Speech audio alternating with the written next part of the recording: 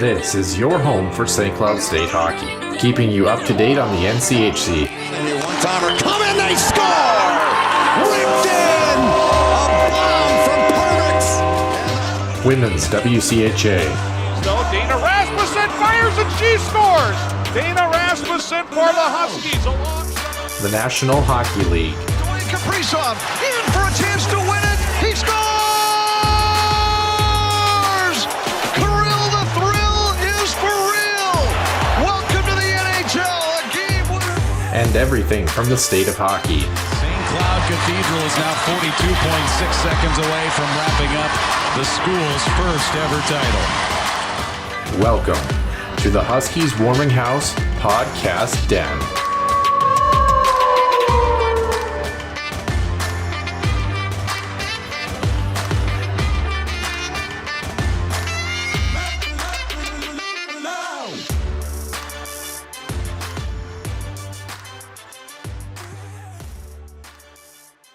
Welcome into episode number 112 here on the Huskies Warming House Podcast. Noah Grant alongside Nick Maxon here on this Sunday, May 22nd of 2022. And we've got a lot of things to discuss. Actually, a fair amount of college hockey news again here, Nick, related to the St. Cloud Huskies. Some coaching vacancies have now been filled and not a whole lot of surprises that are coming along with these, but we're going to discuss those in depth, as well as, of course, the second round in the NHL still going on. The playoffs are well underway into the next round of action. And then our extra ice session, the Minnesota Wild. What the heck do they do with the cap space or lack thereof coming in here in this offseason and beyond for the next couple of years with the Zach Parise and Ryan Suter contracts that they have to deal with as well.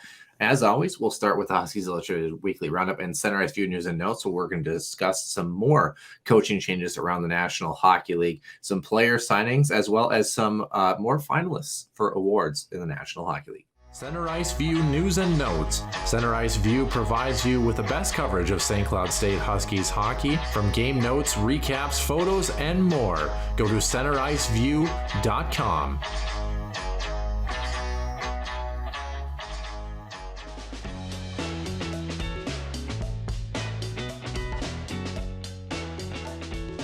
Huskies Illustrated Weekly Roundup here, Noah. And as you mentioned, a lot of movement happening in the NHL, specifically with coaching and front office roles. So let's start with the coaching stuff, right? At least for now. Barry Trotz, who we figured would be a hot commodity, interviewing for both the Winnipeg and the Philadelphia Flyers head coaching positions. And then on the front office side, how about this? Ray Whitney interviewing for the vacant GM spot for the San Jose Sharks. Again, Doug Wilson stepping down midway through this season due to health concerns. We do wish him the very best as he continues to embark on that endeavor. Assistant GM Joe Will had been acting as interim GM. Not sure if he is part of that same conversation, but still some holes to be filled out there out west in the Bay Area. But the biggest shakeup here, how about this? Dallas, after getting probably a bit of a disappointing season, and then again the postseason, Rick Bowness announced that he, along with assistant coaches John Stevens, Derek Laxdal, and Todd Nelson, would all be stepping down and not returning to the Dallas Stars.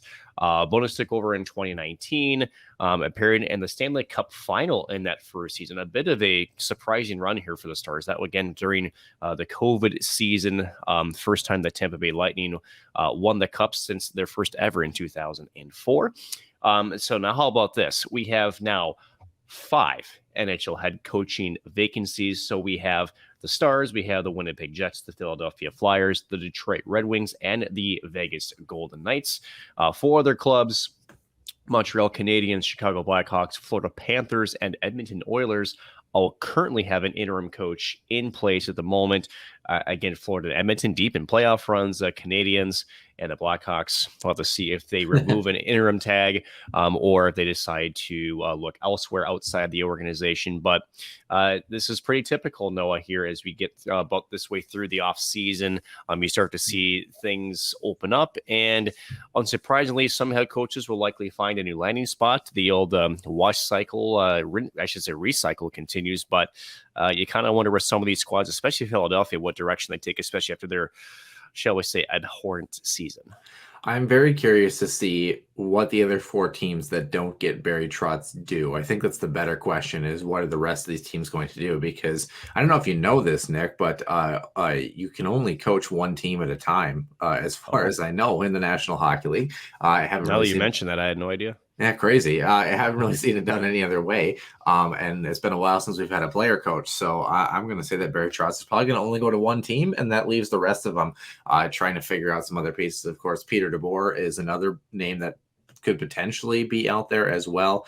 Rick Tocchet is a name that's been floated around. He's been an analyst for, I think is it ESPN or TNT? I can't remember who it is. ESPN, yeah. And seeing if he maybe wants to take another job. Does John Tortorella get another kick at the can? A lot of questions to see if a couple of these bodies end up places, or if they go with people kind of in-house or promoting guys from the AHL, assistant coaching positions, that sort of thing. It's kind of an interesting mix, and it seems like a couple of years ago that we did have a bunch of kind of high-profile coaches that were on the market, and this offseason, that's really no longer the case. You have one, maybe two, if you want to make the case. And other than that, there are some teams that are really going to have to do some soul searching here. Like you mentioned, the Flyers, the Red Wings, trying to find their way back from the cellar, and the Vegas Golden Knights trying to figure out whatever the heck they've got going on over there, because they've got a much better roster than what they ended up having, regardless of injuries, this season as well. So it should be interesting, but kind of an interesting situation too with Rick Bowness. His contract was up at the end of this season, but it's not often you see a coach in the National Hockey League say, you know what, the direction is different than what I had expected, and I think the best decision is for me to step down. It's not a decision you see very often. And not only that, but the entire staff too following with them. I think that we don't see that very often. And I'm very curious with Vegas, because I think that whoever takes that Golden Knights job that's going to be a tough gig. Again, they've got a good roster, but they also, speaking of salary cap implications, they're a team that also has some tough decisions to make with their roster, considering the cap and where they're at both now and in the future. But speaking of folks who maybe are sticking around, how about this? So Nashville re-signing head coach John Hines to a 2-year extension. Qualified for the playoffs the last 3 seasons he's been at the helm. He's gone 92, 64, and 10. The only caveat is they share something with the Wild. They can't get out of the first round. So, but with that, decided that at least they're happy with the level of competition and maybe trust that he can eventually get over the hump. Some questions in Nashville too, with maybe some of their personnel out there in the Music City as well. How about this? Los Angeles Kings, this should be at no surprise to anybody, renewing GM Rob Blake's contract for another 3 seasons. This was the big one here, Noah. And this one I kind of expected, but wasn't going to be surprised either way. But Brendan Shanahan out there in Toronto confirming that both GM Kyle Dubas as well as head coach Sheldon Keefe will be back next season. But I think the big question is here, Noah, is we thought maybe this season the leash was going to get tighter. At what point do you blow it up? And it's tough because they played arguably their best regular season in franchise history. They played a really good playoff series again against Tampa Bay, but again, Tampa just knows how to win in the playoffs. They're up 2-0 against Florida, Game 3 tonight at the time of recording. Is this that last year at the helm for maybe some players in the roster, or for the GM, or maybe both? I mean, what do you do in Toronto? This is an interesting team to watch. Yeah, like you mentioned, a very intriguing thing going into the following season. I think if Tampa gets out of the second round, which we'll touch on a little bit, they have a pretty good chance to do at the current moment. I think it looks a little bit better on the Leafs. And like you mentioned, this is probably the best playoff series / exit they've had since 2004, trying to get past that first round. So I definitely think you have another kick at the can with some of the big guns that are on there. The question is, can they find their goaltending that they're looking for in terms of re-signing guys or getting players that they want? And how do they fill out that roster? That's always been the question for the Maple Leafs year in and year out with the big contracts they have up front. So I definitely think you take one more kick at the can. And this is not similar to other years where it was, we need to take a kick at the can because we need to truly see what this team is made of. I think we saw what this team was finally made of for the most part this past postseason. Unfortunately, they just ran into maybe one of 2 or 3 teams that maybe had a shot to even handle the Maple Leafs. And you know what? It took a game 7 and a 1-goal margin to get them to that point. So to say that the Maple Leafs, should be freaking out or feel like they're in dire waters.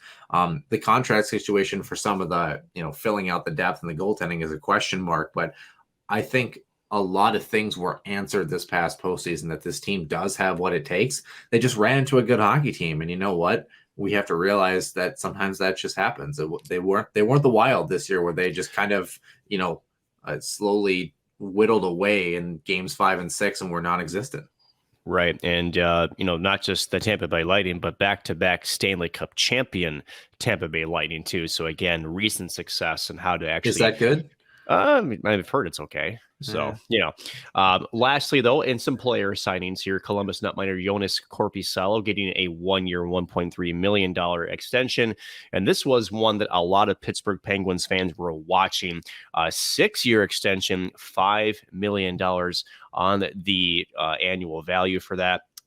58 points, a career high this past season. Now, from some of the Pittsburgh fans that I've talked to, they love the AAV, maybe not necessarily the term. Yeah, I was gonna ask it. It's a weird contract. Like, it doesn't feel like an overpay, but it feels like a Does that make sense? Yeah, because I think the value of his contract per year is worth it for sure. Because he's and the other thing about Brian Rust is he's been a consistent playoff performer too, for the Pittsburgh Penguins. And interestingly enough, there's been questions too about Chris Letang, Evgeny Malkin, Sidney Crosby. I mean, where does the core of the Pittsburgh Penguins sit after yet another first-round exit for them out east? So I think there's bigger questions in Pittsburgh than, say, Brian Rust, and maybe this is one indication of some of the things that their ownership / management is looking at in terms of trying to bridge a gap that they feel is coming soon. So maybe this is just step one with that. Hard to know for sure, but still plenty of questions out there in the Steel City that have to be answered. And one of them here, Brian Rust, has been. Yeah, I think just randomly pulling up their Cap Friendly, I do know that when I read from the article, Brian Rust, I think he's 30, excuse me. He's 30 years old. So that term, oh boy, would bring him to his age 36 season. So I think a lot of people are a little gun shy on that one. I believe the Penguins, I think it's like $24 million in cap space they have to re-sign some of these guys. Definitely, I think Rickard Rakell gets a new contract. He's a UFA. Kasperi Kapanen has looked good. He's an RFA. Evgeny Malkin, like you mentioned, he's definitely not going to make $9.5 million anymore. No. That's definitely not going to be what it is. Brian Boyle is a UFA. He didn't play all that much. Evan Rodriguez somehow kind of earned a little bit of contract-ish in the playoffs, but he was only at $1 million, so that he's not going to be too expensive, I think. But like you mentioned, Chris Letang and then Nathan Beaulieu is the only two UFAs in the back end, and then goaltending-wise, they do have Louis Domingue and Casey DeSmith that both need contracts as well. But honestly, the Penguins are how many forwards? They got 14 forwards and 8 defensemen on their roster. They're sitting all right. They're not in a bad spot, actually, which is, this is almost, I think, what the Minnesota Wild might look like in a couple of years. Granted, they're not going to be as old as this team is with some of these key guys. But with that being said, they're going to be in that spot where we're going to get through the Zach Parise, Ryan Suter era. We're going to look and say, oh, like, we do have cap space. We can afford this. And that's where I think, provided he's still here, which I don't anticipate him not being here, but you know how things go. That's where we're really going to see Bill Guerin go to work. And have we already seen that? And does it take a lot to maneuver around the cap? I definitely think so. But I think there's also something to be said for someone who knows what to do with what's going to seem like almost too much cap space when Minnesota gets to that position. So it's going to be an interesting conversation and dance, because you can very easily overpay for 1 or 2 people when you have that kind of quote unquote power. And then you put your team right back in the same position, a la 2012 Minnesota Wild. So interesting, but is there anybody that I mentioned from that list before we move on to our topic for the Penguins that you don't see returning that maybe I do, or most of those guys. I feel like most of those guys are going to be coming back for the Penguins, I would think. So I would think so. Again, the bigger questions aren't the depth pieces. Evan Rodriguez was that, kind of a low risk, low reward type signing from Buffalo. I think he actually blossomed under Mike Sullivan as a depth player. I could see him absolutely returning. But again, down the middle with Malkin and as a Brian Boyle again, who played third line center, maybe fourth line center, they got some questions at center. And with Evgeny Malkin, who has been, say, no stranger to the injury bug, you kind of wonder if they do re-sign him. And I'm not saying that as I don't think that they will, but I do question, whether they take a piece like Evgeny Malkin and decide this is where we start to maybe do a bit of a core change. I think there's plenty of NHL teams that would take Evgeny Malkin on a 2 or 3 year contract, maybe, for a bit of a playoff push. But again, the question is, can he stay healthy? So if you can get him at a decent value, I think he might be a tradable asset if you're looking to maybe make a change there. So that one, I think, is the biggest question mark. So we'll see. We will definitely see, as you mentioned. In our second to last topic, 3 more NHL awards have finalists here, so let's get into them. 2 of them involve players, and the first one involves coaching. Calgary's Daryl Sutter, Florida's Andrew Brunette, who you know personally, and Yes. New York Rangers' Gerard Gallant were voted as the Jack Adams finalists. For those who don't know, the Jack Adams Award is an annual award actually presented by the NHL Broadcasters Association, which makes it a little bit unique. How about that, eh? And yeah, who would have thunk? I believe since 1974, I think. Sounds right. Yeah. The winner is determined by a poll among the association's members at the end of the regular season, given to the NHL coach, a judge to have contributed the most to his team's success. So, Nick, just like we did last week, is there anybody here that really stands out for you?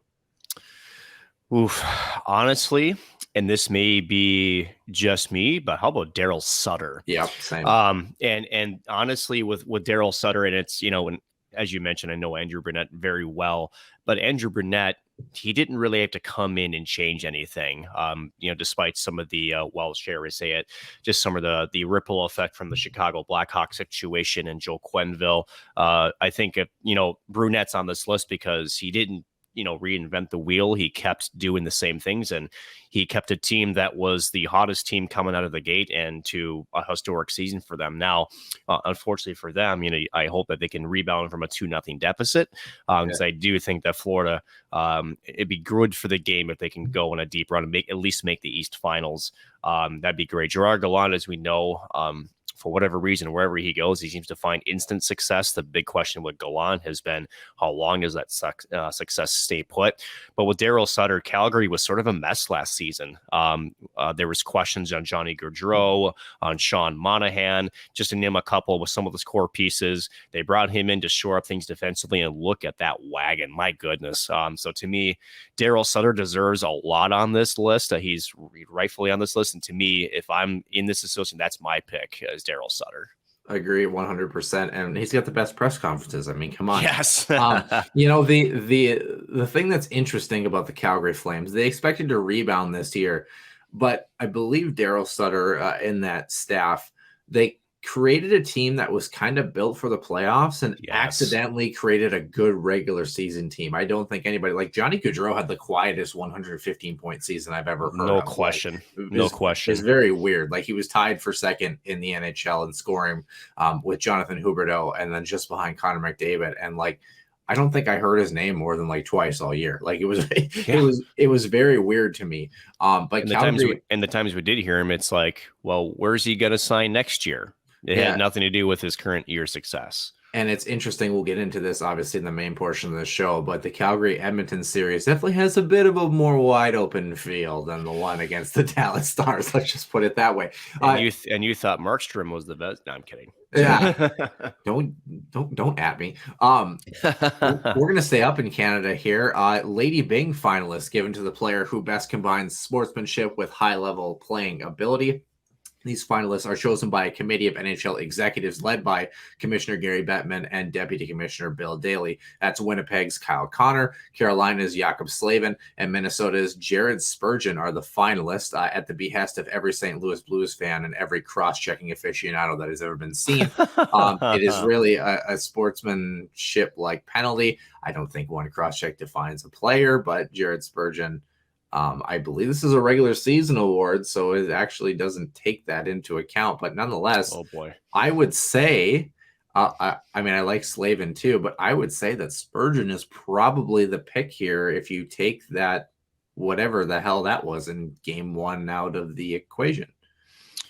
yeah. I mean, and for Spurgeon, I mean, he's been up there in terms of, he's been in this position before, if I'm not mistaken. Jacob Slavin, again, Kyle Connor. I mean, you talk about guys who really bring it night in, night out. I mean, holy cow, Kyle Connor. You talk about quiet seasons for a Winnipeg Jets team that just couldn't seem to find an identity all season. There was one person that had one. That was Kyle Connor. He could put the puck in the back of the net. He almost single-handedly with Mark Scheifele tried to will Winnipeg to a playoff position. Just couldn't get any help.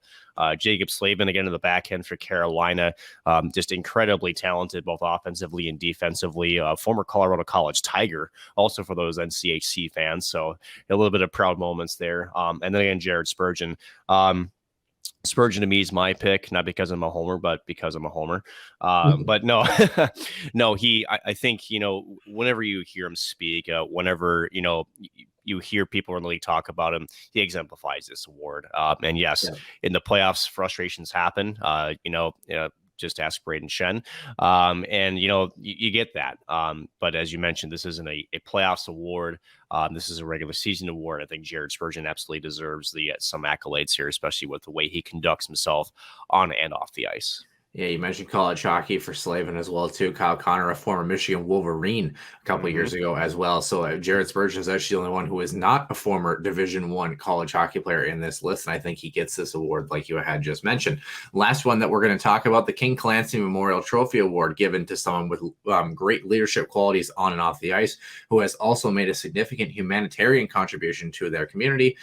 These finalists are chosen just like the last one, led by Commissioner Gary Bettman and Deputy Commissioner Bill Daly. This is Anaheim's Ryan Getzlaff, who just recently retired, Edmonton's Darnell Nurse, and New Jersey Devils' PK Subban, who seems to be up for this award annually. For the rightfully so. Yeah, for the King Clancy. No idea on this one, to be honest with you. I didn't read too in depth in this one. For me, it's PK Subban. There's when PK Subban left Montreal to Nashville and now in New Jersey, he's maintained that wing in the Children's Hospital in Montreal. There's so much that he does outside of the hockey rink that benefits local communities, even ones that he's not even you could say not ones that he is maybe necessarily connected to from a professional level anymore. So to me, PK Subban, for say what you want about him on the ice or whatever the case may be, this guy is incredibly active in communities and giving a lot of financial and other support to folks who most need it. So to me, PK Subban is absolutely deserving of this award. There's a reason why he's on this list almost every single year, and very deservedly so. So to me, PK Subban earns this one 100%. Not to take anything away from Ryan Getzlaff or General Nurse. They're also very involved in their communities as well. But just PK Subban, he just never seems to waver. It's year after year for this guy that continues to make contributions to the folks around him. So to me, again, Subban is the one who should earn this award. Yeah, certainly. Darnell Nurse, an interesting story for him as well. Check that one out. And I think I think it's possible that maybe Ryan Getzlaff gets it just because it's his last year in the league. Potentially, I know that's not like a huge factor, but I think if you have two guys that are neck and neck, I mean, PK Subban's going to be in the league for a while. I'm just throwing that out there. I don't have any insider knowledge on that. Beyond that, I just know that sometimes when guys are up for an award for the last time, sometimes they do get that little bit of a boost when it comes to some things. Maybe not an award so much as this, but something to keep in mind as Ryan Getzlaff. We wish him the best in retirement. Last topics here, injury news. We're going to get to some of these actually during the main portion of the show, but we'll touch on them very briefly here just so people know. First, starting with teams that are already well into their offseason, Mark Stone undergoing back surgery a couple weeks ago for Vegas. He should start next season. Reports say he had a very tumultuous year this year in terms of injuries. I would know. I had him on my fantasy squad, was not happy about that. Los Angeles, Victor Arvidsson also undergoing surgery this week to repair a herniated disc. That surgery will come this upcoming Tuesday, and he will miss 3 to 5 months. If he misses 3, he'll be ready for the start of the season. If he misses 5, he's going to miss about the first month and a half of the season as they head into next year for a Los Angeles team that is in a very interesting predicament after their play. 49 points in 66 games, and was good for third on the team in both goals and assists. So pretty sneaky good season for Arvidsson, only averaging about 15 minutes of ice time as well too during that stretch. So actually pretty impressive season for the former Nashville Predator. Lastly, St. Louis, will touch on this in the main portion of the show. Netminder Jordan Binnington has a lower body injury that will keep him out for at least a couple of weeks. And Colorado's Sam Girard is out for the playoffs after breaking his sternum.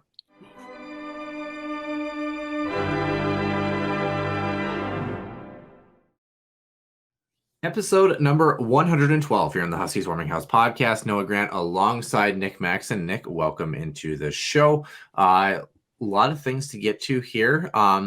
Kind of run of the mill as far as the playoffs are concerned, but I think we might as well start with some college hockey news. One tidbit, unless you have anything else to add. I suppose personally, we should add, actually, before we get started here, Nick, we should add that I think next week's show is going to come out on Tuesday morning because you're going to be doing a little bit of traveling here. A lot. This upcoming week. So care to fill the listeners in on anything? A little bit of, personal, and then there's a lot of developments in the professional. So even after next week, there'll be even more traveling to come. As some of these opportunities that I've been pursuing are starting to, continue the process of going through potentially as for a position to hire me. So, this is it's getting down to maybe some of the nitty gritty, as some would say. It's exciting, and it's kind of nerve wracking at the same time. But yeah, this is the part where they're asking you to come down or go wherever and visit them in person, and to kind of, maybe do some trial runs through as well. So it's, say, as the young kids say, it's getting serious. Yeah, is getting serious. I'm going to be doing some traveling as well. I'm going to be going from the gas station to the grocery store to the fast food place. A lot of decisions up in the air in that one, obviously. Stay away from the nachos at the gas station. Yeah, I'm a big gas station donut guy. I don't know why, like the 6-pack of donuts. I'm big on those. So if I go to there, it's probably that, and a chocolate milk is probably what I'm going with. Unless there's breakfast sandwiches in the morning, then I'll maybe get a coffee and an orange juice as well too. But other than that, not a whole lot of big decisions for me in terms of my travel as well. But hey, speaking of jobs, we forgot a topic, Nick, and I didn't realize this because we kind of just all saw it and read it, and it was a thing. St. Cloud's own athletic director Heather Weems actually got the NCHC gig as the new commissioner of the league after 4 seasons at St. Cloud State. Trivia question for you, Nick. What episode did Heather Weems join this show? Jeez. Oh, boy. Good luck. 49. 16. That too. She was, I think she was the 3rd ever guest. No, maybe the 4th or 5th ever guest we actually had on the show. The 3rd ever guest that we had in the virtual edition, following Brett Larson there. Yeah, that was like, I think it was right in the middle of when COVID was kind of at its height. I think it was like July or August of 2020. That sounds right. Yeah, like it was a long time ago. But yeah, she's been there. She was there during our time there as well, too, obviously. And now she gets the NCHC commissioner gig, replacing Josh Fenton, who is headed to some basketball endeavors. Did this move surprise you, not surprise you? And more importantly, what do fans of the NCHC who don't really know St. Cloud State or know Heather, what are they getting? It doesn't surprise me, actually. She's an incredibly committed person to the student athlete experience. So that's both from an academic standpoint as well as a competitive standpoint. As we talked with her back in episode 16, back 7 years ago. Yeah. An athlete herself has got 4 kids who are all athletes. So, I mean, she, as far as being a parent of athletes and, being one herself, formerly, she gets it. She's been on the advisory board for the NCHC as well. The last 2 seasons, if I recall, and it could be more than that, but I know she's been on sort of the board of governors for the NCHC here. So with that experience, it doesn't surprise me that she would throw her hat in the ring into this role. And what to expect, right? I think the big thing is that you're going to see a person that's going to be committed to excellence, committed to keeping the NCHC, at least from a competition level, the same, if not better. Right. And I think the biggest question that moves forward is, where does she see as a next step for the conference? Right. We keep hearing, some of the trade winds blow about conference realignment or maybe expansion. Also like to see her thoughts on some of the big fan takes, such as the NCHC.TV app. I know the NCHC has just signed an extension with Sidearm, and they are going to essentially integrate, from what I understand, the website NCHC.TV. So a little bit more of a streamlined platform. Kind of hope that it improves a little bit of the performance of it as well. It's supposed to, but I know all those things aren't cheap. So it's going to be great. She's a wonderful human being. She connects well with everybody, but again, this is a job and she takes it incredibly seriously. I think she did a fantastic job at St. Cloud State with a Division II/Division I university here in Minnesota. And I think she's going to do a really good job here at the NCHC home because she's just been so exposed to it. She was very paramount in terms of, being part of executing the pod. So she gets it. She gets college hockey. She gets the excitement. She's going to have a really, really fun time with this role. So I think fans should be excited about it. Yeah, you said it well. I think hockey and maybe wrestling were kind of her 2 bread and butter sports. Not that she played favorites by any means, but I think, obviously the hockey was a Division I sport, and I think she definitely gravitated toward that a little bit and did a very good job in that role, like you had mentioned. Kind of interesting, there was a little bit about the NCHC. They spent a lot of money to try to find a candidate and actually ended up staying in conference, so kind of a hilarious little thing there. And also probably more of an HR thing. Yeah. And also, oddly enough, I mean, you have a committee that's technically picking their new boss. So kind of an interesting hiring process. Normally it comes from the top down. Well, now it comes from the middle top to the very top, however you want to say it. It's the same committee that Heather Williams was part of. Yeah. I think it's at least 4 or 5 of the schools.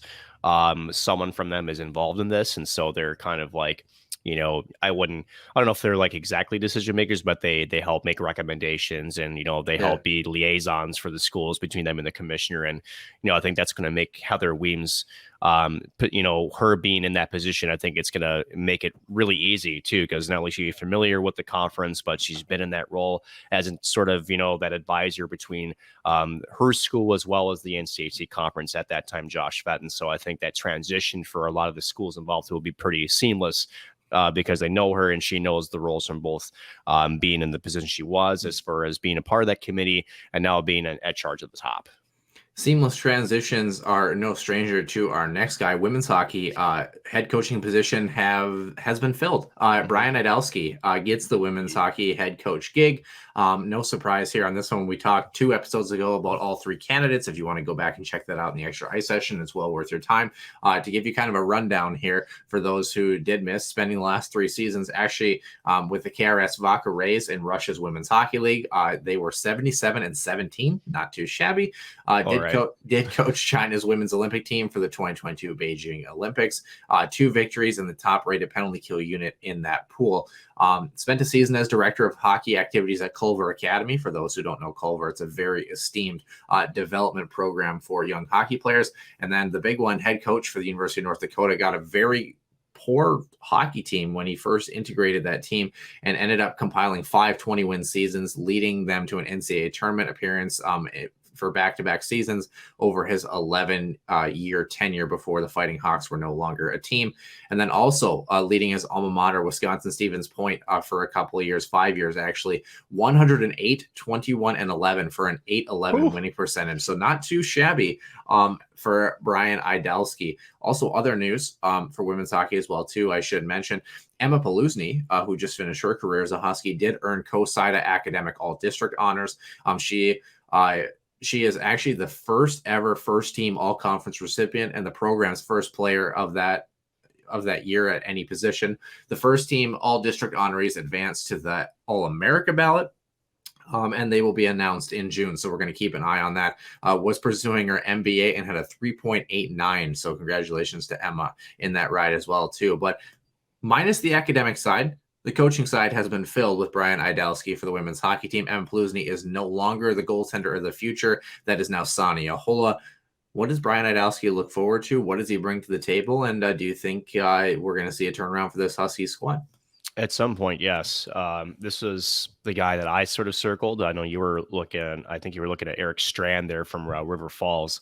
But to me, Adelski just, and again, I think what sets him apart is the Culver Academy, as you mentioned. It's about skill development and IQ development. That's something that I think we saw highlighted a lot this season for the Huskies, was that their compete level was much better. Their skill on display was improved, but there were certain situations you kind of felt like there was some maybe decision making, or just maybe some a game awareness. I don't know how else you want to describe it, Noah, where there seemed to be a lack of that. And for a guy who has a history of, again, we talked about it last week, and one of the points I made was you got a very young program with Beijing, and you're trying to teach a game almost at the root level. Again, Culver Academy, world renowned for development of hockey players. So when you have that development accolade, and you have shown that not only can you do that, but have success also reflected in your records. Again, you mentioned those before; they kind of speak for themselves. So I think this was the right pick. And again, with any new coaching staff, give him a little bit of time, but I think you're going to see an impact at least in year one. I think the big question is too, and this is something that we haven't touched on yet, is now what happens to the assistant coaches, Molly Angstrom and Janelle Surrogate, if they stick around. I hope that they do, because I think they have a lot of value as coaches. But again, with new head coaches coming into the fold, does he want to bring in his own staff? With Molly being a head coaching candidate and not receiving that, does she have head coaching aspirations elsewhere? So there's a bit more to that story than just this, but I think Brian was the right pick for the job for the women's program, 100%. Yeah, I can't really speak for Molly, but I think Janelle does stay put. I do remember having a conversation with her a couple of years ago that she talked about, it was the perfect position, and she wanted to bring a team that was kind of essentially a basement dweller in the WCHA and make them into a powerhouse again and really try to recreate that brand. Brian Adelski gets that process from his time at the University of North Dakota. He knows the conference kind of inside and out when it comes to this, albeit it's been a while.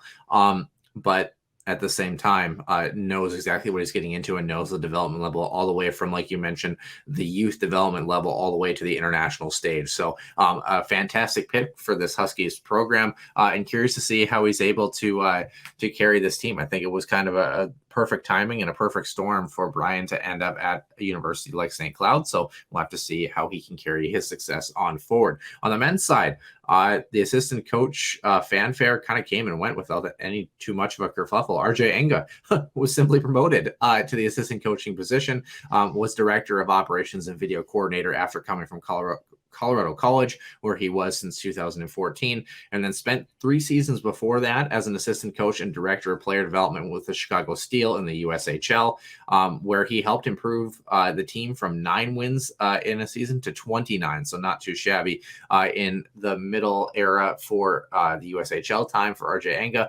And before that, also spent 2 seasons with Topeka in the Null from 2009 to 2011. So not a whole lot of fanfare in this one, Nick. RJ, obviously, some pretty close ties with some of those Colorado College guys as well, too. So that might be an added boost for this team as well. So men's hockey now needs a new director of operations and video coaching. And they also need a public address announcer as well, too. So anyone who wants to throw their hat in the ring for that, too. But RJ Enga, I don't know too much about him personally. I mean, I know a little bit about him.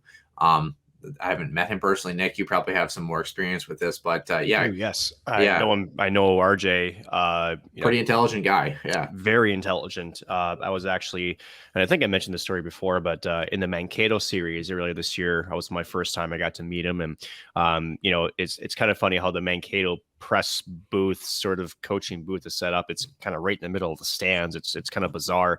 But he was actually just sitting to my right, and just some of the things that, whether you're a broadcaster, and at that time I was just on the road, I was just kind of, watching the game and taking notes and watching the Huskies play.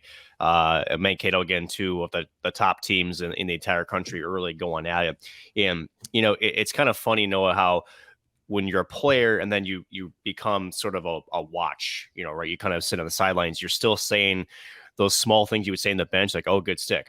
Oh, good play there. Oh, nice pass. Good patience. And we ended up having a good conversation. And some of the things that he was kind of relaying to the coaching staff, especially early on in that first game where St. Cloud was getting hemmed in their zone, and he kept talking about how, hey, they're sealing the walls to make sure we, get that middle lane opened up. And he was on the phone essentially with Nick Oliver, so another coach who's got a bright future, who just left the organization. So very intelligent, sees the game very well.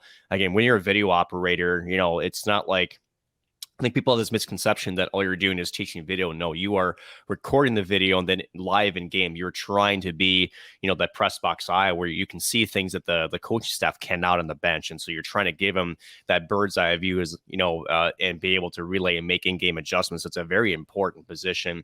And you got to figure too, with RJ coming over from Colorado College, that, maybe there was a sense that Nick Oliver was, eking for head coach and having the ability to sort of move up with the Huskies. And this makes sense for me. And RJ, I think, is going to do really good behind the bench, and we'll not have to find a replacement there up there in the press box for the video control as well as director of operations. Yeah, you see it in the National Hockey League as well with the iPads now too. Video coaching has become more important than ever, especially quick access to that as well too. But like you mentioned, just, I don't want to say shooting the shit, but hockey's hockey. It doesn't change. I think that you can take the hockey player out of the rink, but you can't take the rink and the game out of the hockey player, essentially, when you go and watch a game. It's kind of forever ingrained in you.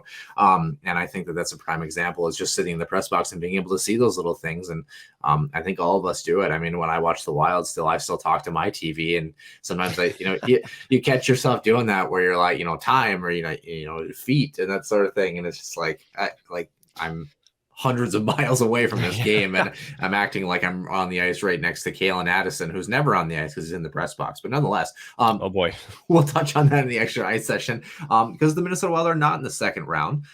You summarized RJ Aga very well. I did want to say that, but he's not coaching the National Hockey League. John Cooper is, and he's taking on Andrew Burnett's Florida Panthers, and I would darn near say at the time of recording he's doing all right.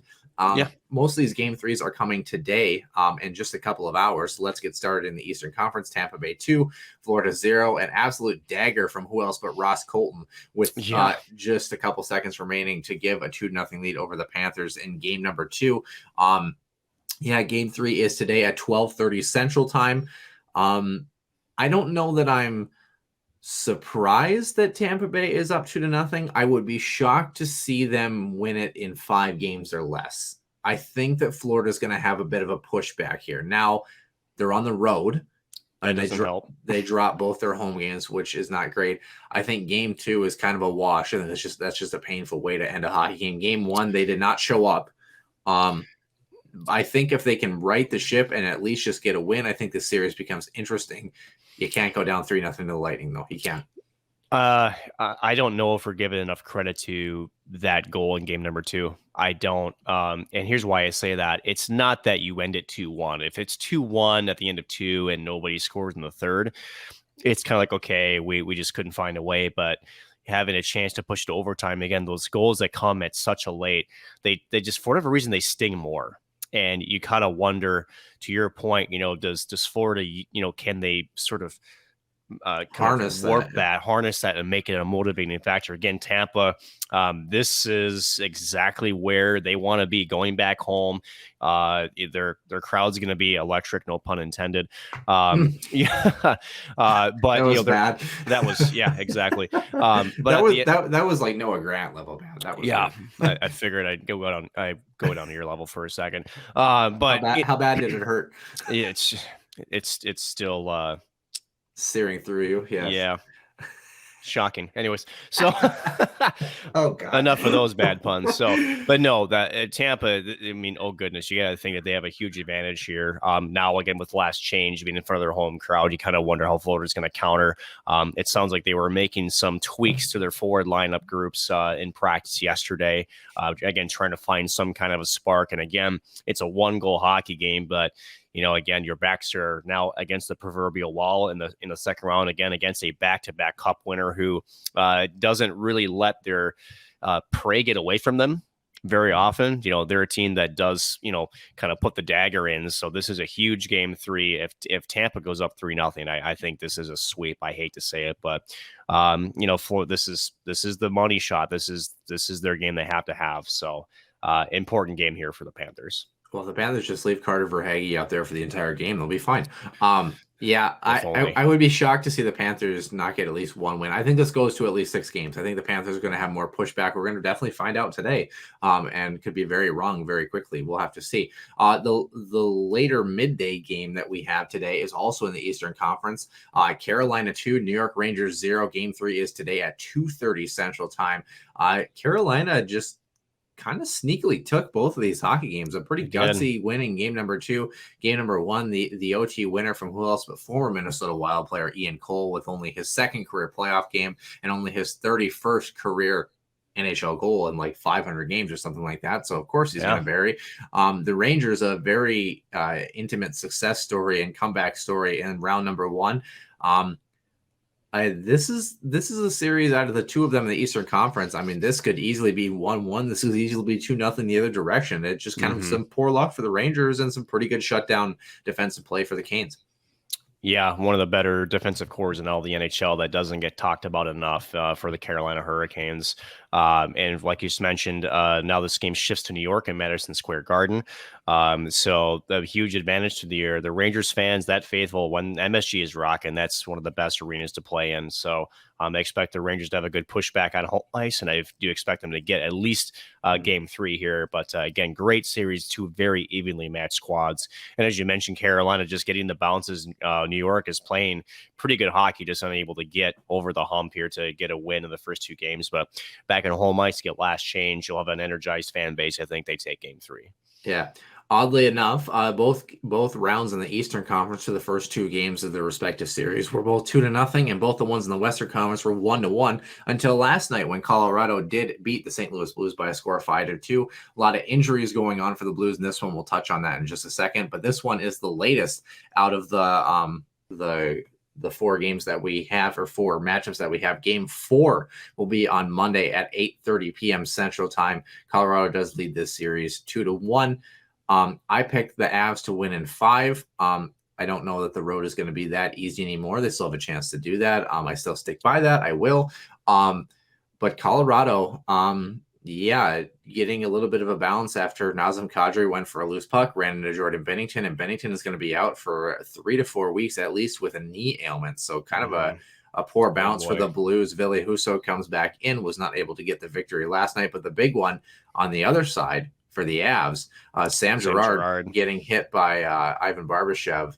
I got to be honest, Nick, I'm assuming you saw the play. Broken sternum, and obviously it was blighted all over his face. I don't think that was a clean hit. And I was kind of surprised that we haven't heard anything about this. I figured maybe a fine or this. Now, granted, it wasn't, oh my God, how do you miss that? Sort of thing.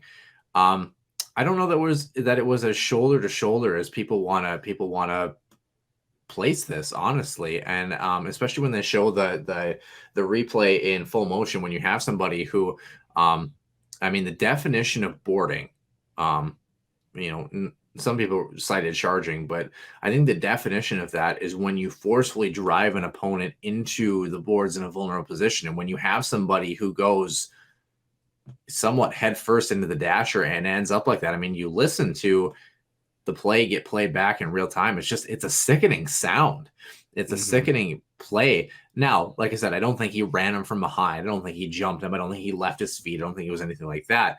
But I definitely didn't think it was a shoulder to shoulder. It really kind of struck me more as kind of like cross check to the shoulder blade back area. It was a position that wasn't comfortable for Girard. And I think if you're a forward there, I know you want to finish your hit, but you got to be a little bit cognizant of the way that you finish that play. And now you got a player for the Avs that's going to be out for the year. So,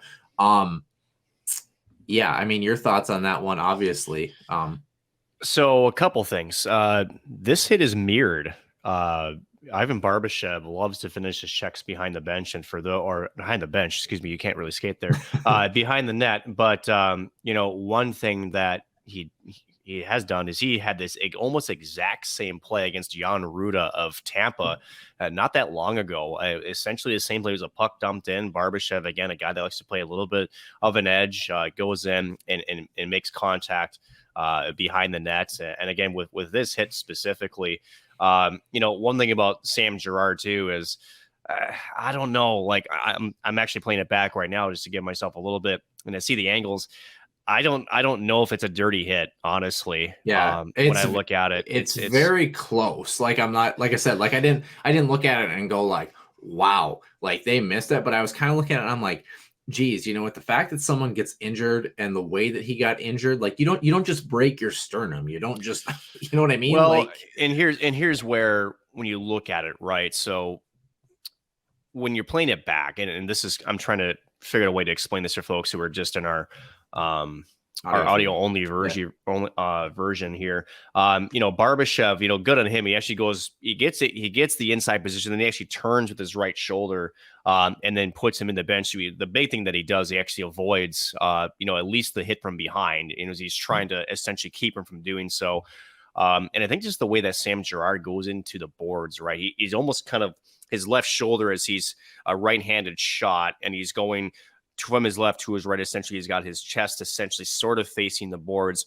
I don't know. I think it's kind of a goofy play, but maybe you can get him for a charge on that. Maybe if anything, I'm trying to go back a little bit to see if he took one too many strides. But I don't think he even did that. So I think it's just kind of a goofy play that ends up being just a heavy hit to and mind you, Sam Girard is not the biggest defenseman either. I think we have to at that can't be understated. Now again, I'm not saying that means you get injured, but I think it was just kind of one of those just weird plays. I didn't really see anything that alerted me to a penalty. Again, it looked clean. I think it was shoulder to shoulder. Like you mentioned, it was close because of his body position, but I still feel like the hit for the most part it was clean. That's the thing though, is like, when you go shoulder to shoulder, I think like if you just one more stride and he's alongside and we're not talking about it at all, I think it's just the fact that it's, how do I explain it? It's almost like it's a flyby versus like I'm meaning to staple somebody to the boards. And I think because of that lack of just having an extra foot, of being alongside somebody, you get this awkward where you have somebody who's turned in kind of an awkward position. I think that's where it's, I think that's the only thing is like, it's not a flyby though. And because when you say, and I hear what you mean. So let's break this down a little bit for the audio listeners. So, he's Barbashev when, you could take the hit with your inside shoulder. He's coming around the net from left side to the right. So he's turning to the right, which means his left shoulder is close to the boards. And for most hockey players, that's where they make contact. They were just essentially rubbing them out. For Barbashev, because the outlet pass was in front of Girard, I think what he wanted to do is try to cut that off. So instead, he gets a little bit more on the inside shoulder ahead of him. If she turns his body with his right, and essentially, as you mentioned, tries to pin him, and maybe the idea was to turn the skate, to maybe try to block that outlet pass, or maybe try to turn him back, or make him think that this wasn't a great pass. But again, the contact there when you're making that turn with your torso, it's not like you said, it's not like a parallel hit. Ends up being where a lot of that driving force is now towards the boards. Right. And again, I think it's just unfortunate that the injury happened. I don't see anything malicious behind it. I think that's what the point. Right. No, I agree. I think my point being is Barbashev was never above Girard when that hit gets made. And when you're chasing somebody, the onus is on you, especially when you see numbers, because let's be fair, when he's chasing him down, he's seeing numbers and tries to get alongside him. The onus is on you to try to make sure that you try not to propel somebody face first into the dasher. Like I said, I'm not looking at this and saying Barbashev should get 7 games and oh my God, like I could see like a fine or something, I guess, like that maybe I don't even see that, honestly.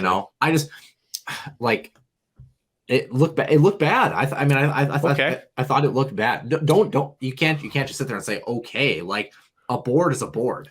Like but it wasn't a board. Yeah, I disagree. It wasn't a board. Yeah, I disagree. I like I said, I don't think it was malicious. I don't think it warrants a suspension.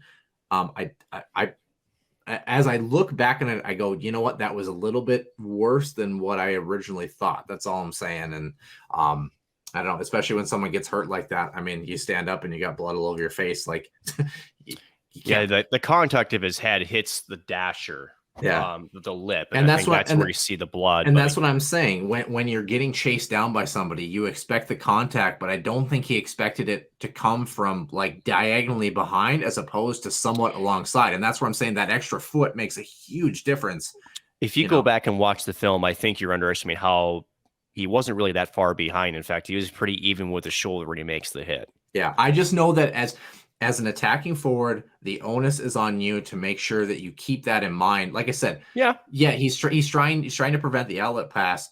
Is there a reason for him to finish Sam Girard other than it's a playoff game and you're supposed to finish that hit? If this is in the regular season, I don't know that play gets finished in that fashion. I don't know. Well, 4 months ago he did, and he had a very similar outcome with Jan Ruda.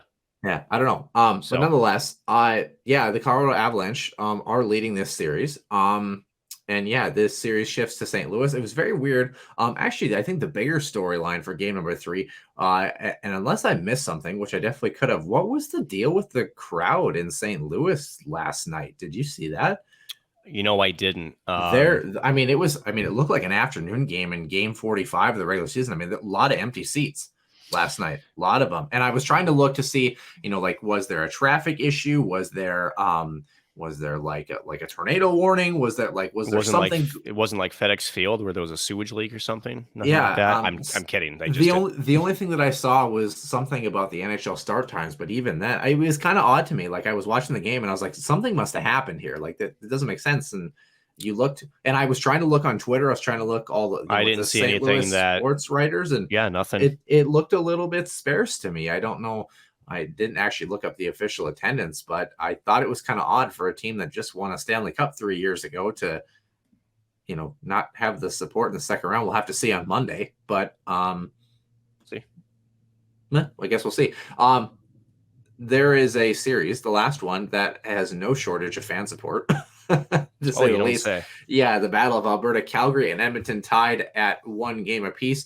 This game 3 is tonight at 7:00 Central. This is the late game today. 3 games today, which is also odd to me. But nonetheless, game 1, that 9-6 victory for Calgary, had the most goals since 1993 in the playoffs with 15. The record is 18 in a playoff game between two clubs. So wouldn't surprise me with the same 2 either.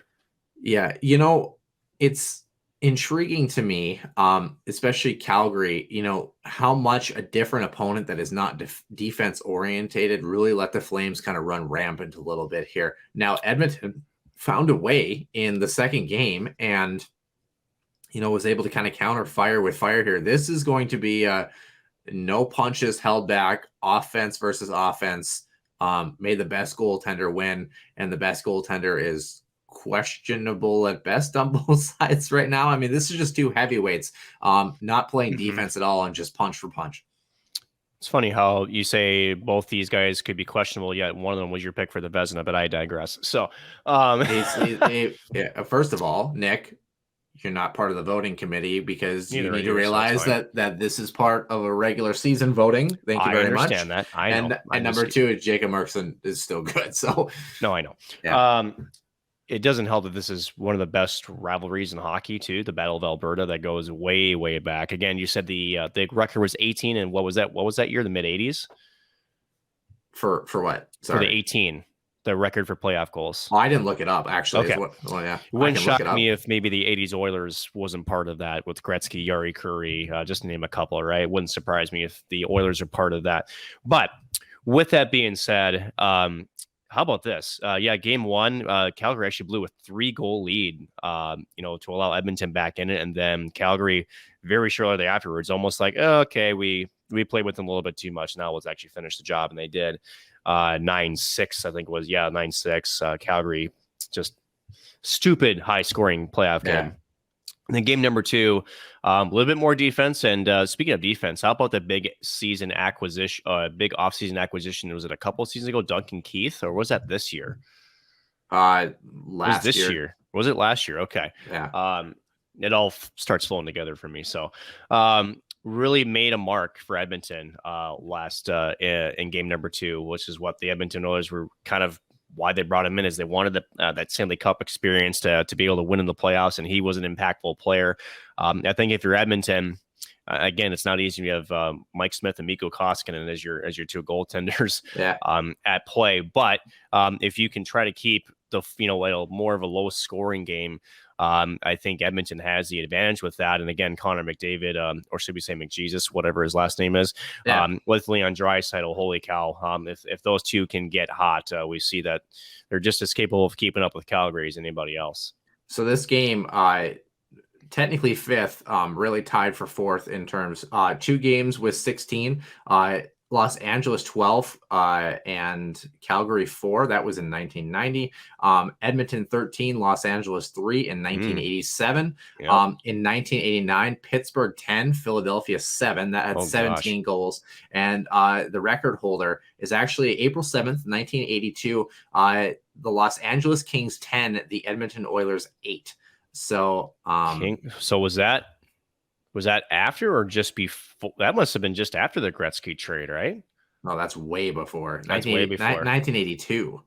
Oh, that's way before then. Okay. Yeah, way before. Well, I got half of it, right? So yeah, kind of an interesting thing. Yeah, this is just going to be pound for pound. And after game 1, I was like, you know what? I think that Calgary is the better team. One of the things that surprised me in game 2 was how many shorthanded breakaways and odd man rushes that Calgary gave up on the power play. And the PK for Edmonton looked really good. Special teams could be a big factor here, especially in a series that's going to only get grittier and more contested. So don't tell that to the Minnesota Wild special teams. Anyway, why don't we talk about the Minnesota Wild? We're going to do that in our extra ice session, Nick. We're going to dive into all things related to what the Minnesota Wild are going to do in the offseason.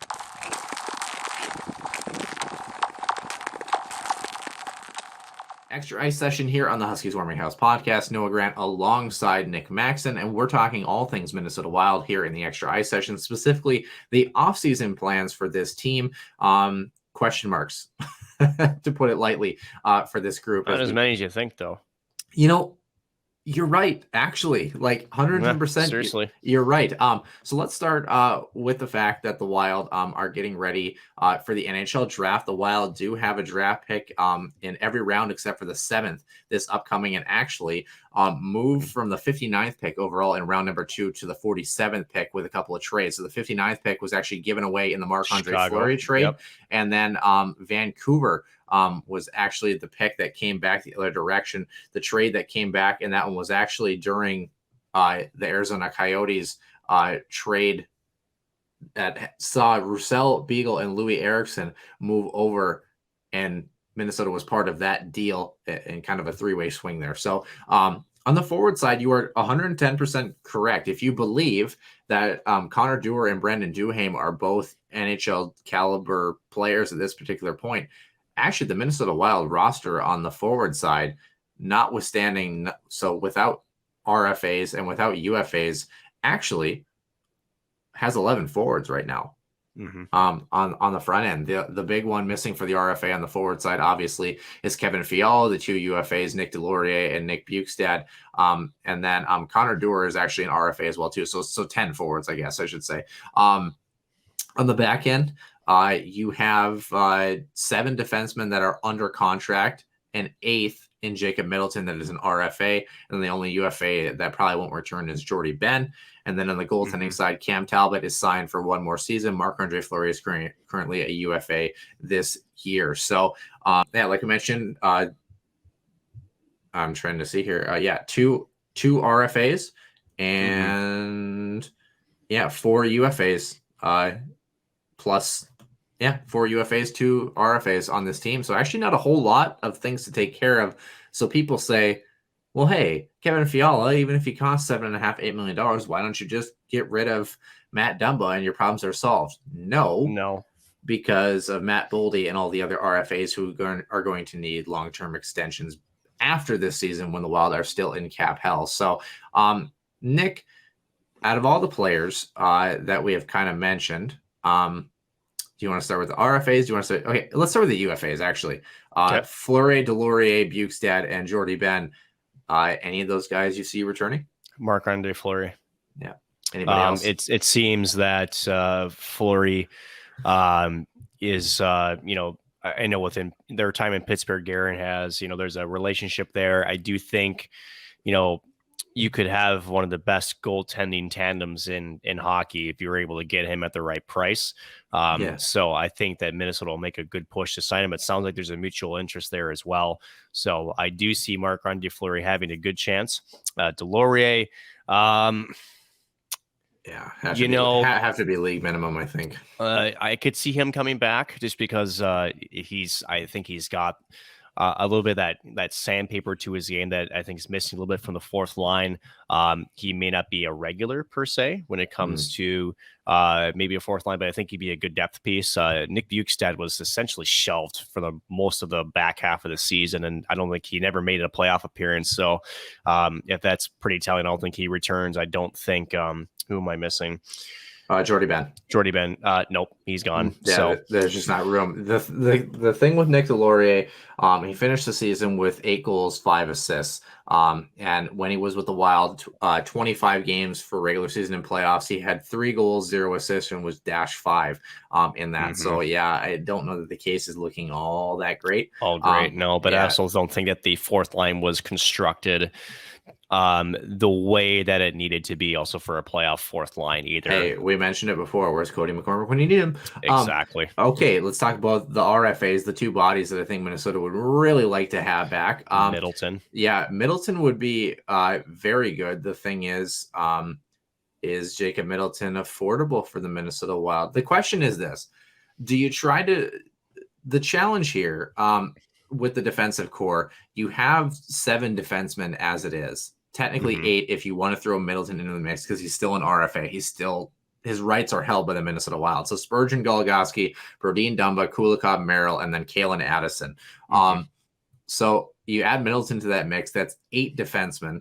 Somebody's got to go. Yep. That's quite obvious. I'd love to see it be Kulikov because he was horrible down the stretch. But beyond that, does it make sense for the Wild to take care of the Fleury Middleton situation and then try to figure out how to meander Kevin Fiala? Or is it kind of a fluid ongoing situation? Because really, Kevin Fiala influences Middleton and Fleury and Middleton influences Kevin Fiala in a lot of respects. And really, it's going to revolve not so much around the goaltending piece, but it's going to revolve around the defensive core. That's going to be the be-all, break-all for this team to decide where their offseason plans bring them into the future. Because do you believe Marco Rossi makes the jump next year? I think on the forward side, the Wild are not as hampered as, they're not hampered on the back end either, but they've got some decisions to make because somebody or 2 people are going to be in the press box here. Do you want my hot take? No. Yes, I do. I think the decision's done. I think Kevin Fiala is being traded. I do. I think the decision's already done. Here's what you have. Yes. So the better question is, what do you do with a defenseman? Here's the better question. Do you package a defenseman with Kevin Fiala, such as a Dmitry Kulikov or somebody else, to say either a team like New Jersey, who has openly stated they are willing to part with a number 2 overall pick, or do you package it to Montreal, and all of a sudden you're getting Shea Weber and maybe a depth center or somebody else, and you can put Shea Weber on the LTIR, and all of a sudden your $12.5 or $12.8 million salary cap is now down to about 5. Right. Yeah. It's an interesting conversation. I think a lot of people would like to take your theory and like to find a way to keep Kevin Fiala with that exact thing. I understand that. But the I thing don't is, think he's back. No, I know. I'm explaining that you can't do that. You have to give up something in order to take on Shea Weber's contract. Now, no, because it goes in LTIR. Right, but you have to give Montreal something to have incentive to do that. I know. That's what I'm saying. That's Fiala. I think that's too much of an overpay. I don't. I think it's way too much of an overpay. Why? Think about. Yeah, because here's the thing. It's a part 1 of a 2-step process. You have to look at it. You can't. No, I get it. I'm not. Yeah. This is for the fans, goofball. This isn't for you, okay? We talk not to each other. We talk to the people who listen, okay? Matt. At the end of it, no. Let's just say they do what I said. They package Fiala. Let's just throw Kulikov in there. Why not, right? To Montreal for Shea Weber and then maybe a player or two, right?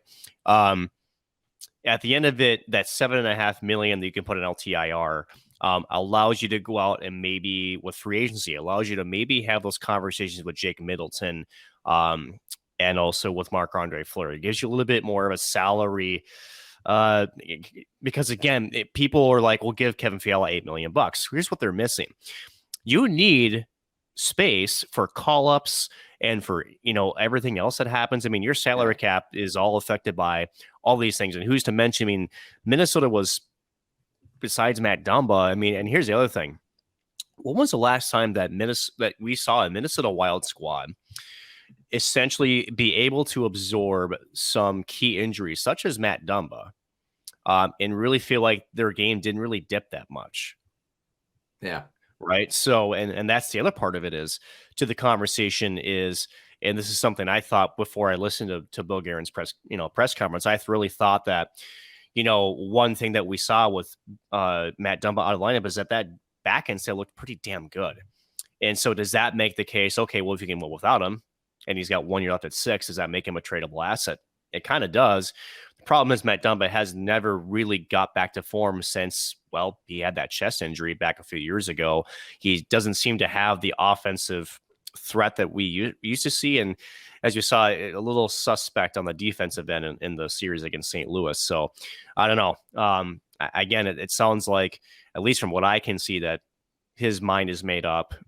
But again, GMs sometimes play the press box game as well, right? They know how to play the media lines. Are they trying to get leverage, maybe with Kevin Fiala's agent, maybe to strike something? And that's the other thing you could do is you could trade your first, like a first round pick and maybe a prospect or two.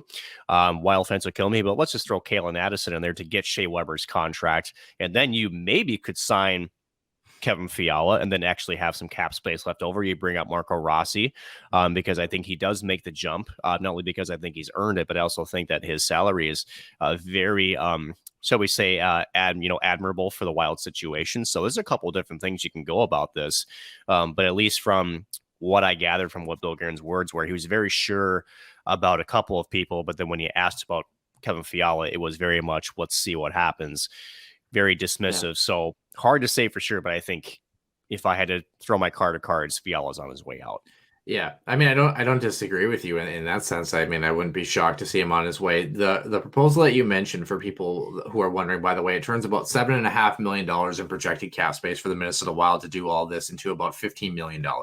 Yes. Is what it does. So, yeah, it's just, it's an interesting dance. And I don't know.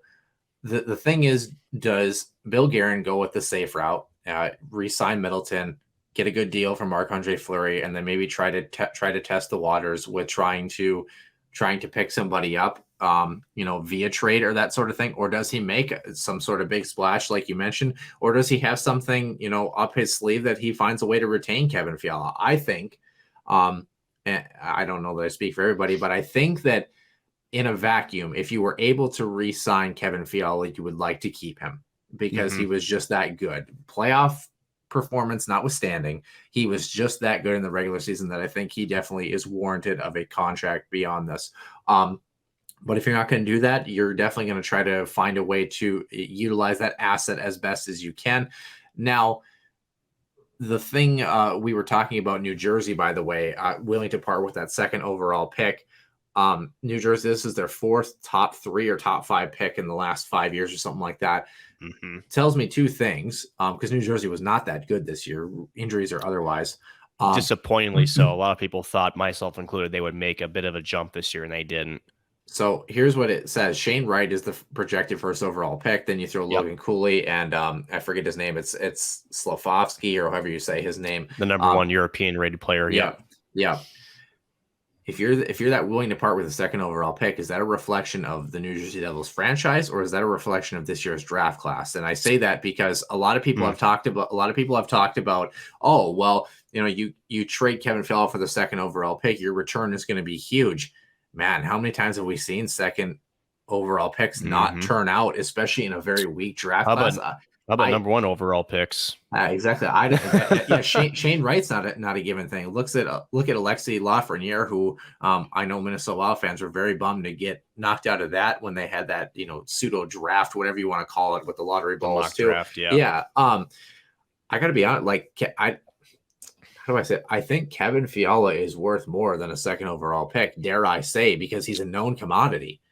Correct. You're not wrong on that. And one thing that people think, I think incorrectly, is they put the second overall pick like he is the next Wayne Gretzky, and that's a known thing. The issue is it's not, right? Kevin Fiala has proved himself at the NHL level. These kids have not, and we've seen second overall picks, third overall picks, however you want to call it, make it to the league, be successful, but also maybe they become injury prone, like a Carey Price. I mean, he may never suit up for hockey again, just because of some other things he's dealing with off the ice as well as a result of some of the injuries. So it's not known at all. Now, it's an indictment squarely on New Jersey, because I think what New Jersey is lacking a little bit is some of that veteran leadership, right? Those 25 to 30-year-olds that are in their prime, maybe not necessarily, like a Jake Gensel, like a guy who can really, but just some of those core players, like a Brian Rust, almost, honestly, like for Pittsburgh, who can contribute, who you can get at a good salary, but is a guy that can kind of, be in that middle six, second, third line that can contribute and really do the job you're needing. And also New Jersey's back end, oh my goodness gracious, they need goaltending too. So that's the other part of it too, is does New Jersey say, give me Cam Talbot? Here's what I was going to ask. I don't know the answer to that, quite obviously. I don't either. Here's the thing. Let's be theoretical here. Sure. Let's say you're going to find a way to keep Kevin Fiala. That's the plan. And your goal is Kevin Fiala is centered by Marco Rossi and flanked by Matt Boldy. That would be cool. Dirty. Yeah. That means you got to move a defenseman. You have to. Probably two of them, I would say. One, what defenseman is on their way out anyway on this team? Because he can't keep 8. Right. And number 2, is a Matt Dumba trade feasible? And is Matt Dumba the way to go? Is Matt Dumba the key to keeping Kevin Fiala if you want to swing it? Yeah, actually, yes. Again, the problem is his trade value is not that great right now. There's questions about his long-term health. There's questions about him defensively. Again, when he really blossomed a couple of years ago, when he was actually, also putting up offense and he was skating well. And then again, after the fight, and it wasn't a chest injury, if I remember correctly, right? It was like a pec injury. Yes. Yeah. He's just never been the same. No, he definitely hasn't, and I was definitely sold on it this playoffs. I know he was hurt. He was hurt badly. Yes. But beyond that, one of the things that, first of all, Matt Dumba, underlyingly statistic-wise, not so much this year, but in years prior, has actually been better defensively than people give him credit for. But the one thing that kept Matt Dumba attractive for the Minnesota Wild to kind of survive all of these different things that have potentially pushed him out is the fact that his offensive production did not grow on trees. Mm-hmm. And now we're seeing that shift away. $6 million cap hit. And, the thought is this, though. Are you willing to essentially shed cap? You talked about his trade return. Are you essentially willing to send him to a place like Arizona, or send him to a place where you're, somebody who can take on that cap hit and is willing to do it? In theory, Arizona can't take on a whole lot. But yeah, but talking about shedding that cap, and your reward is not your return for Matt Dumba, but the fact that you get to keep Kevin Fiala. Kind of framing it that way. You know what I mean? Sure. And again, I think that has a lot to do with why it's important to have your conversations with Fleury first and Jacob Middleton, because it tells you what you need from year numbers wise, right? Yeah. And I think maybe, and this is the part why I'm so confident that Fiala is on his way out. I think Bill Guerin knows what those numbers are, knows that it's not feasible to be able to bring him back, and is looking in that direction. Now, again, he could be trolling the hell out of every Wild fan, and I actually would laugh my ass off if he was actually doing that. But if you're going to keep Fiala, here's the problem. It's going to take more than Matt Dumba, too. It just is. And here's the thing from Bill Guerin's perspective, the other piece that he might be doing, like you mentioned, a little bit of gamesmanship, so to speak, to kind of say, Kevin Fiala is in a unique position where he's a restricted free agent, and Bill Guerin's tactics might be in the sense to try to see if he can get somebody who's willing to somewhat overpay for a guy like Kevin Fiala and maybe give up more than what they normally would, knowing that Minnesota is in this position. They're looking to move him. And normally that's a spot where you would say Minnesota is at a disadvantage, but it might put them in an advantageous spot, knowing that this contract has to be moved. Who's going to be the highest bidder? Who's going to pay the most? You know what I mean? Exactly. And here's the other thing is, for folks who look at Kevin Fiala and his contract, right? Here's the other thing that we probably, it's like we know, but we don't touch on it enough, Noah, is that $12.5 million, I think, is the cap recapture penalty. 12.7, excuse me. Then it goes up to 14, almost $15 million. And if you're going to invest in Kevin Fiala, I don't think you're doing it for a year. And let's be honest, I don't think Kevin wants a 1-year deal either. Yeah. I think he's going to want at least 4 or 5. And I've seen a couple people say, well, as you qualify him, you don't want to qualify it because if you go to arbitration and the arbitrator says, you know what, $7.5 million is what he's owed, you're screwed. You got to pay that. Like, right. They lost a lot of leverage this season. Because of the performance that he had. So, and again, with a qualifying offer, there's a minimum now based on his previous salary that you have to, there's a guaranteed increase for Fiala. And again, I think that's the other part that Bill Guerin was looking at is, do we look at the arbitration? Or if we do, there's not a whole lot of pull that we have here. Yeah. We really don't. And like you said, hindsight really sucks. I mean, I think you go back, I think, what was he asking? I think it was like $6.5 million over like 3 years or something, or 5 years. And 2, I think. Yeah. Well, and you look at it, it's like that sounds like a steal at that price now compared to what his production was, but he was not at that level yet.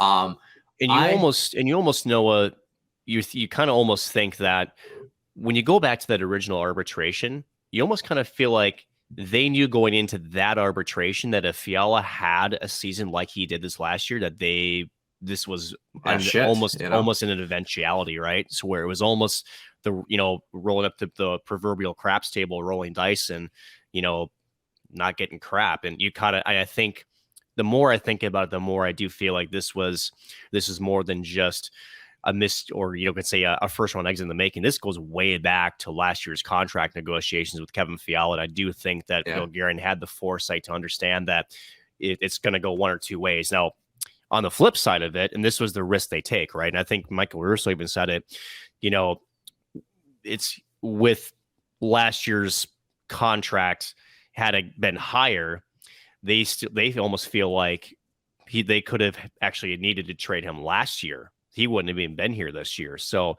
the way that Michael Russo has kind of dove into it, and mind you, for those who don't follow Russo, shame on you.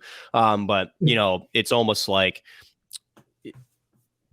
effectively they kind of felt like if it would have been closer to that 6-7, that effectively, well, now what? Because we can't now afford anything else. Well, why didn't we listen to all the amazing hockey pundits on Twitter who said that they should have traded Kirill Kaprizov before the season? Nick, I mean, come on. I'm not even. Yeah, we gotta offload that. Faith, yeah, right. We gotta offload that contract, man.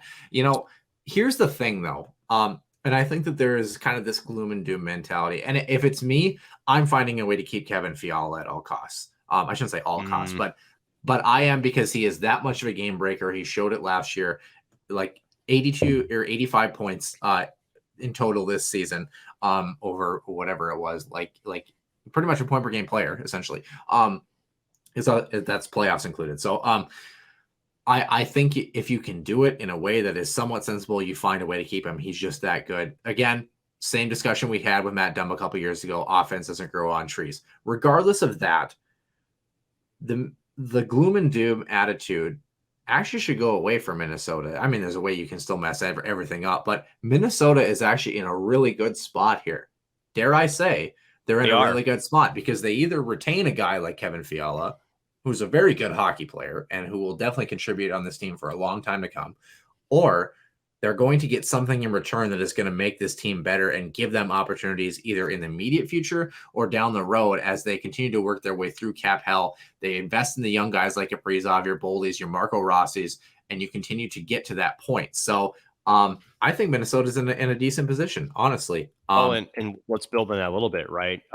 So let's just say they do the proverbial trade with New Jersey, right? And they get the second overall pick, and they do pick a center by the name of Logan Cooley. Yeah.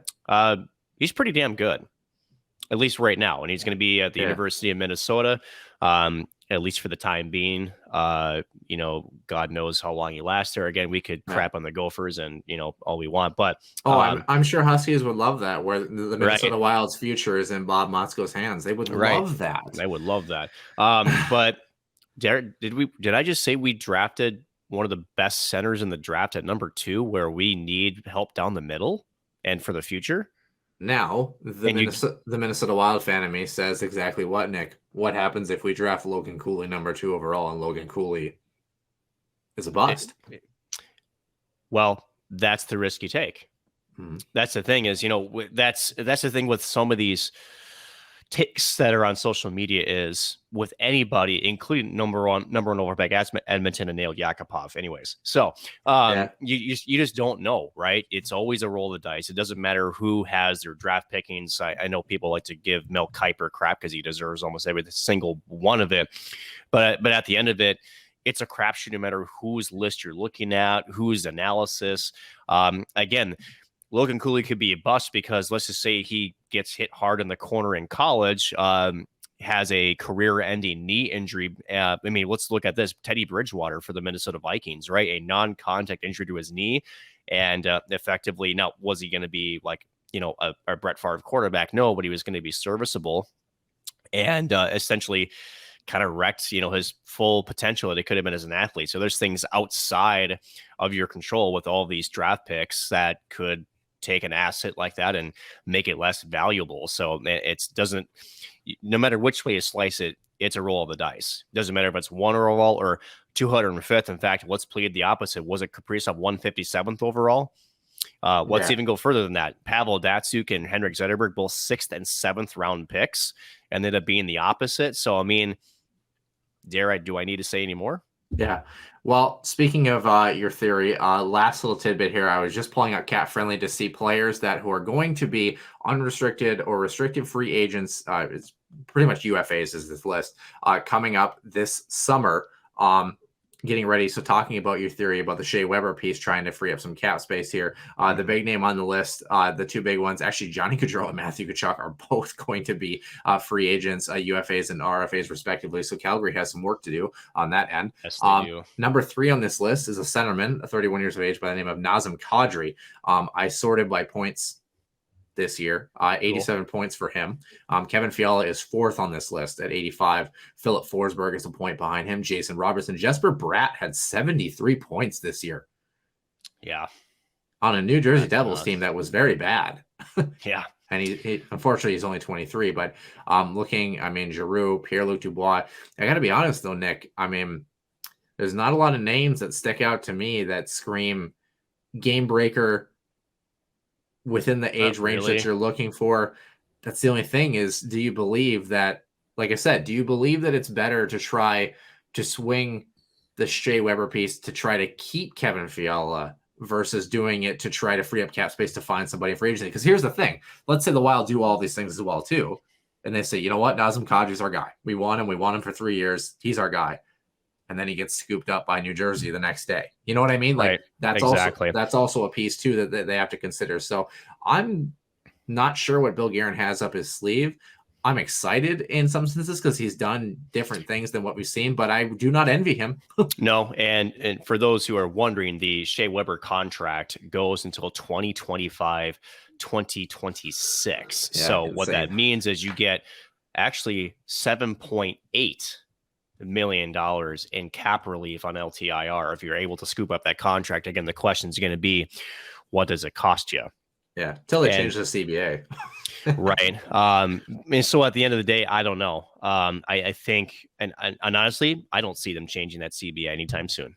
Yeah. Well, I don't, because the board of governors have to be on board with it. They're really the only people that don't use it is Arizona. Let's be fair, because whatever. And actually, I take that back. Arizona's actually used that quite a bit because they've taken on contracts like, the guy from Toronto, Clark MacArthur, and a few others, just to be able to say they spent to the cap floor. Yeah. But their actual salary expenditures was like $20 to $30 million less than that. So it's well, the nice thing is too, and the thing with the current CBA, and Minnesota has kind of been grandfathered into this, but something like this should not happen again. Like, your cap recapture penalties should not hamper you in a way that the Minnesota Wild are. And I don't believe they are anymore. Right? Yeah. Yes. Yeah. Where like they're $29 million or whatever it is, and dead cap. Yeah. Like that. Like, that's absurd. Like, think about that. Is. You have an $82 million cap, and almost 30 million of that is taken up by players who are playing somewhere else or not playing. Like, that's absurd. Like, that's yeah. So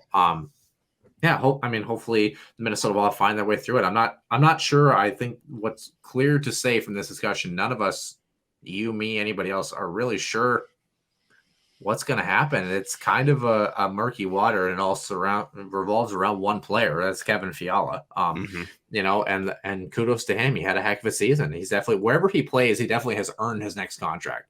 No question. And say what you want about Paul Fenton, but that Granlund trade, Granlund had an okay year this year too, but boy, does that trade look unbelievable. It'll look really good. Yeah.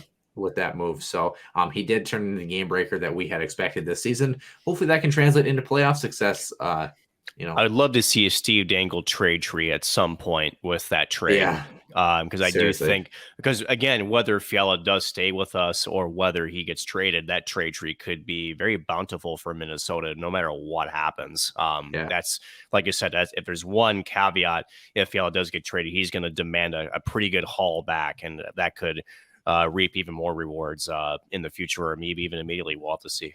Speaking of reaping rewards, the Huskies Warming House podcast will be back for episode number 113. That one will come out on Tuesday, May 31st that morning. So we'll be recording on that Monday night on the 30th. So we look forward to seeing you back. And then I think we're probably going to record that weekend and should have a normal Sunday release the following week. We'll have to see.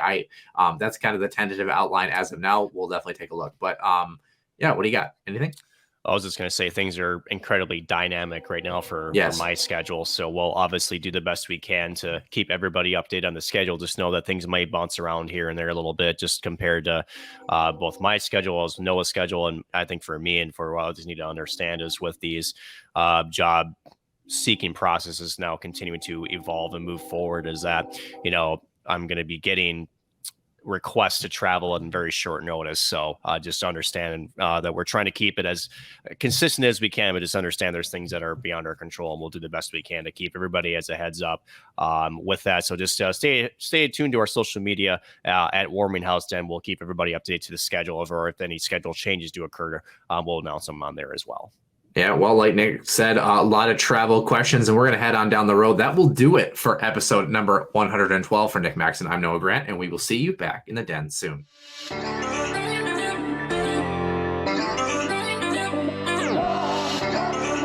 One-timer, come in, they score!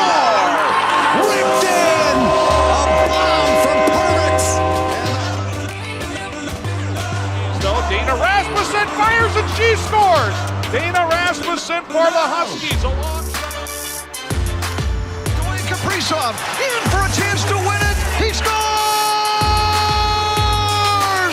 Kirill the Thrill is for real.